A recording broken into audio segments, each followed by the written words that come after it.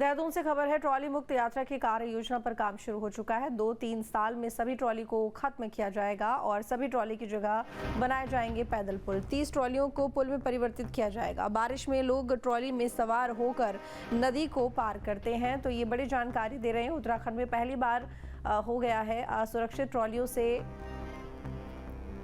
मुक्ति की ओर। ये बड़ा कदम है और कई बार मानसून सीजन में छात्रों को ट्रॉली में सवार होकर उफनती नदी को पार करने के कई दृश्य सामने आते हैं, लेकिन अगले 2 से 3 साल में सभी ट्रॉली समाप्त कर पैदल पुल बनेंगे और 30 ट्रॉलियों को पुल में परिवर्तित किया जाएगा। देहरादून राज्य में नदियों के ऊपर आवागमन के लिए वर्षों से चल रही असुरक्षित ट्रॉलियों से अब जनता को राहत मिलने जा रही है।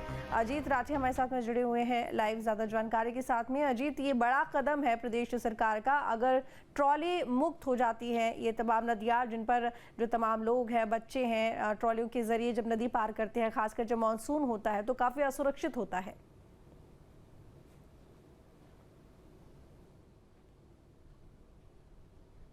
जी बिल्कुल, देखिए ये सरकार ने एक बड़ी और महत्वाकांक्षी योजना बनाई है और धामी सरकार में ये काम पहली बार होने जा रहा है। इससे पहले कभी इस तरह की कोई एक ठोस कार्य योजना नहीं बनी थी। आपने हर मानसून में देखा होगा कि ट्रॉली से नदी को पार करते लोगों को देखा होगा, छोटे स्कूल जाते बच्चों को नदी को पार करते टूटी हुई ट्रॉली से देखा होगा कि वो पार कर रहे हैं। वो उनके जीवन को एक बड़ा खतरा उस चीज़ में रहता है, चूँकि ट्रॉली ऑपरेटर हमेशा उस समय मौजूद नहीं रहता है। ट्रॉली जर्जर हो जाती है, उसकी रिपेयरिंग नहीं होती है और फिर ट्रॉली का एक समय होता है, एक समय निर्धारित होता है, उतने दिन के बाद उसको रिप्लेस करना होता है। के अवसर पर सभी को बधाई देता हूँ, शुभकामनाएं देता हूँ और पर्यावरण संरक्षण के लिए हम सब संकल्पबद्ध होकर अपने जीवन में काम करें। सिंगल यूज प्लास्टिक को पूर्णतः यहाँ बैन किया गया है, बंद करें और सभी से जो हमारे चार धाम आने वाले यात्री हैं, पर्यटक हैं, उन सभी से भी हम लगातार अपील करते रहे हैं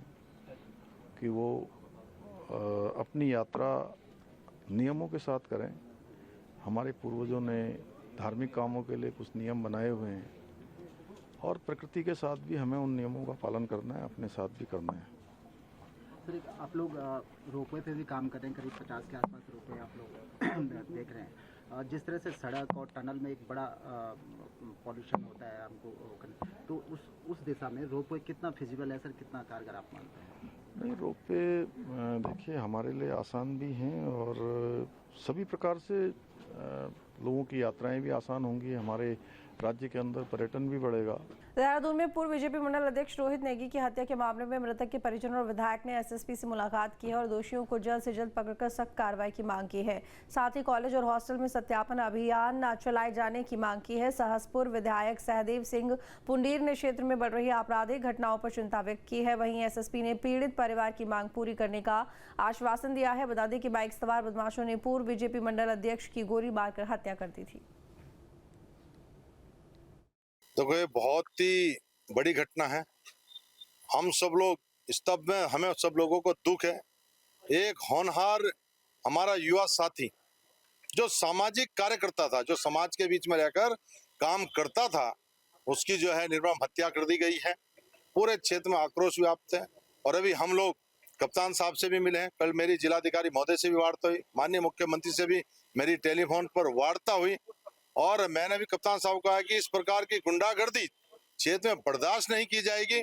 सबसे पहले जिसने ये कांड किया है, जिसने मर्डर किया है, उसके खिलाफ सख्त से सख्त कार्रवाई होनी चाहिए।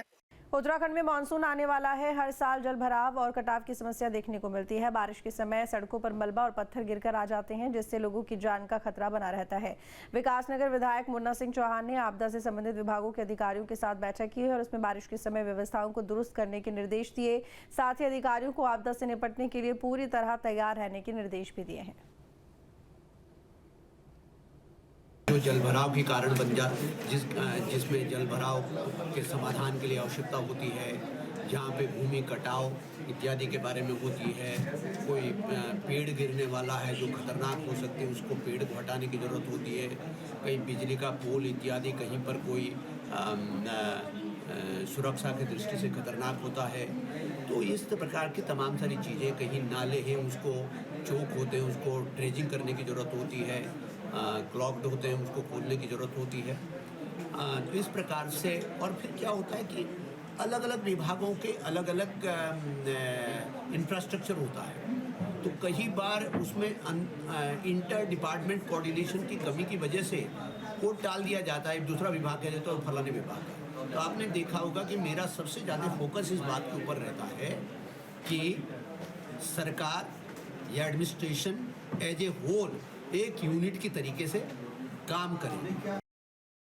बागेश्वर में बैजनाथ सीएचसी का डीएम आशीष भटगाई ने औचक निरीक्षण किया है। निरीक्षण के दौरान स्वास्थ्य सेवाओं में कई कमियां देखने को मिली हैं, जिस पर उन्होंने नाराजगी जताते हुए संबंधित कार्मिकों के खिलाफ सख्त कार्रवाई के निर्देश दिए। डीएम ने डॉक्टरों की अनुपस्थिति, बायोमेट्रिक उपस्थिति प्रणाली के ठीक से संचालन में लापरवाही, कर्मियों का पहचान पत्र न पहनने समेत कई कर्मियों पर नाराजगी जताई।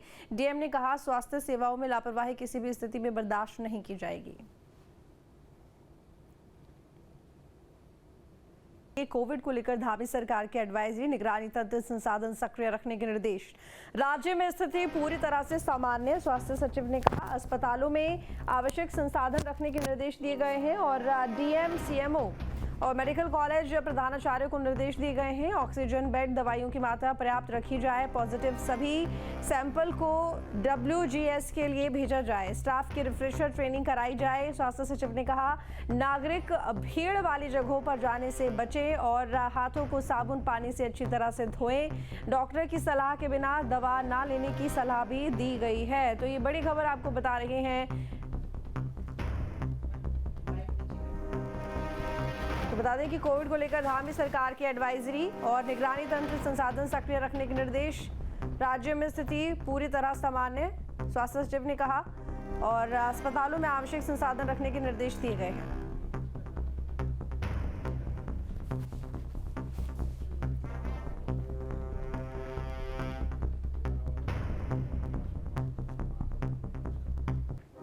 हरिद्वार में गंगा दशहरे पर उमड़ी भीड़, गंगा घाट पर दिखा श्रद्धालुओं का जमावड़ा। भक्तों ने खास मौके पर लगाई आस्था की डुबकी। गंगा दशहरे में स्नान का पुराणों में महत्व है। गंगा स्नान करने से पाप धुलते हैं, तो गंगा दशहरे पर भारी भीड़ दिखाई दे रही है। गंगा किनारे हरिद्वार में भी गंगा दशहरे पर उमड़ी भीड़, गंगा घाट पर दिखा श्रद्धालुओं का जमावड़ा और भक्तों ने खास मौके पर लगाई आस्था की डुबकी।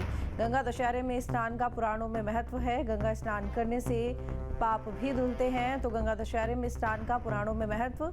गंगा स्नान करने से पाप धुलते हैं। कहते हैं आज के दिन गंगा में स्नान करने से पुण्य कर्मों की प्राप्ति होती है और साथ ही तमाम पाप धुल जाते हैं। ऐसे में गंगा दशहरे पर भारी भीड़ श्रद्धालुओं की स्नान करने के लिए पहुंचती है और आज के दिन पुण्य कर्मों का अत्यधिक महत्व माना जाता है। हरिद्वार में गंगा दशहरे के मौके पर श्रद्धालुओं की भीड़ उमड़ी है और सुबह से घाट पर बड़ी संख्या में श्रद्धालुओं ने आस्था की डुबकी लगाई और अपने अपने परिवार के सुख शांति की प्रार्थना की है। माना जाता है कि आज के दिन गंगा स्नान करने से पापों से मुक्ति मिलती है। सुरक्षा को देखते हुए पूरे मेला क्षेत्र को 3 सुपर जोन, 11 जोन और 27 सेक्टरों में विभाजित किया गया है।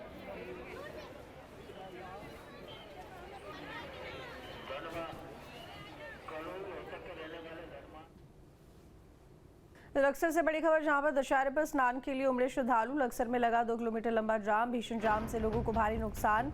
और बता दें कि बहादुरपुर से लेकर हुसैनपुर गांव तक लगा जाम को खुलवाने में पुलिस जुटी हुई है, तो लोग काफ़ी परेशान होते हुए नजर आए। दशहरे पर स्नान के लिए श्रद्धालुओं की भीड़ उमड़ी हुई है और 2 किलोमीटर लंबा जाम लगा रहा। लक्सर में भीषण जाम से लोगों को भारी परेशानी का सामना करना पड़ा और बहादुरपुर से लेकर हुसैनपुर गाँव तक जाम लगा रहा।